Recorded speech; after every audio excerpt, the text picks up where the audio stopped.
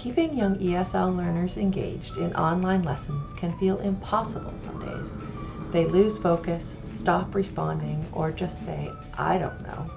But don't worry, by the end of this video, you'll have simple, effective strategies to make learning fun and keep your students excited. I've been teaching ESL for a number of years and I know what works. Whether you teach pre-A1 beginners or more advanced B2 students, these strategies will help your students stay motivated and eager to learn.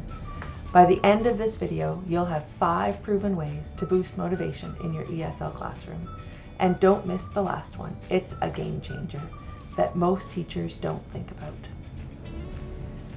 Young learners are visual. Use props, Realia, and bright visuals to keep them engaged. Even something as simple as a puppet or flashcards can make a big difference. Number 2, kids learn best when they move. Use gestures, actions, and even let them stand up and move during lessons. Clap, point, and act out words to help them remember vocabulary better. What's your favorite way to keep young ESL learners engaged? Drop your best tips in the comments below. Younger learners have a short attention span.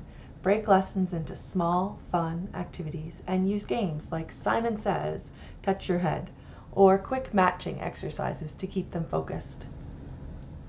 There are a number of platforms that you can use now too, things like Koala Go and Fun Class, which have built-in opportunities to engage the students, including rewards, which work really well for young learners.